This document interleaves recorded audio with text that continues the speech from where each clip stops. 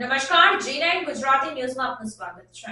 કુદરતી આફત સમયે કામરેજ વિધાનસભા મત વિસ્તારમાં પહોંચીને અતિવૃષ્ટિ, પૂરથી સર્જાયેલી સ્થિતિની સમીક્ષા કરતા શિક્ષણ મંત્રી અને કામરેજ વિધાનસભાના ધારાસભ્ય પ્રફુલભાઈ પાનછેરિયા. રાજ્યના શિક્ષણ મંત્રી તથા કામરેજ વિધાનસભાના ધારાસભ્ય પ્રફુલભાઈ પાનછેરિયાએ તેમના કામરેજ વિધાનસભા મત વિસ્તાર સહિત સમગ્ર દક્ષિણ ગુજરાતમાં થઈ રહેલા ધોધમાર વરસાદને લીધે સર્જાયેલી અતિવૃષ્ટિની સ્થિતિમાં ગાંધીનગરથી સીધા તત્કાળ કામરેજ પ્રાંત ઓફિસ આવીને જિલ્લા વહીવટીતંત્ર સાથે સમગ્ર સ્થિતિનો તલસ્પર્શી ચિતાર મેળવ્યો હતો.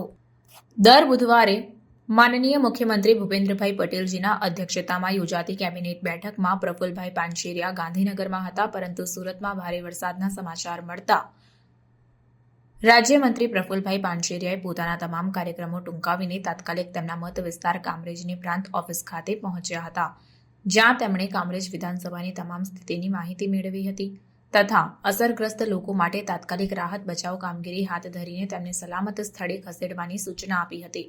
ઉપરાંત તેમણે સંબંધિત અધિકારીઓ સાથે પણ આ અંગે ચર્ચા વિચારણા કરી હતી. અતિવૃષ્ટિ સામે હાલ રાજ્ય સરકાર અને જિલ્લા વહીવટી તંત્ર દ્વારા તમામ જરૂરી પગલાં લેવામાં આવ્યા છે અને તંત્ર યુદ્ધના ધોરણે કામ કરી રહ્યું છે.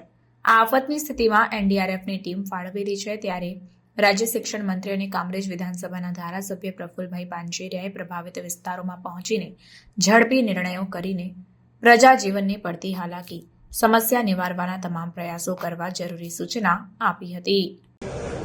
સુડાના અધિકારીશ્રી અને પ્રાંત ઓફિસર સાથે મામલતદાર ટીડીઓ અને અમારી મુખ્ય અધિકારીની ટીમ દાદા ભગવાન મંદિર સામે પ્રાંત ઓફિસમાં તમામ પ્રકારની વ્યવસ્થા જોઈ છે.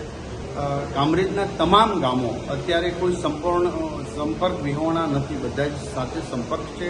તમામ તલાટીઓને એની જવાબદારી સોંપવામાં આવી છે.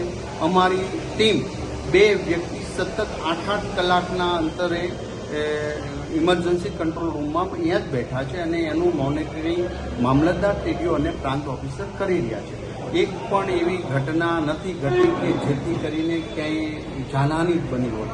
ઇમરજન્સી અમે બોટ સીકે, ફાયર બ્રિગેડ અને બોટ બધું જ અમારી વ્યવસ્થા પ્રાંત ઓફિસમાં કરી છે. અમે જ્યાં જઈએ છીએ ત્યાં સાથે પણ લઈને જઈએ છીએ.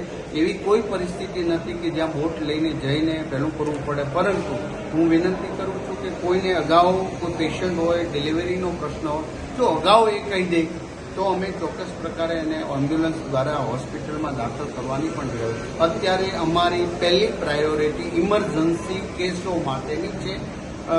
હું વિનંતી કરી રહ્યો છું કે કોઈ ઘરની બહાર ન નીકળે, કારણ કે વરસાદ જે પોકેટમાં પડી રહ્યા છે એ 1 થી 5 ઇંચ સુધીના 2 કલાકમાં સવારે વરસાદ પડ્યો તે સ્વાભાવિક પાણી ઓસરે ત્યાં સુધી આપણે રાહ જોવી જ પડશે. માટે અમારી team JCB, Hitachi, fire brigade, boat અને ઇમરજન્સી ટીમ બધું જ કામરેજ પ્રાંતમાં અમે વ્યવસ્થા કરી ચૂક્યા છીએ.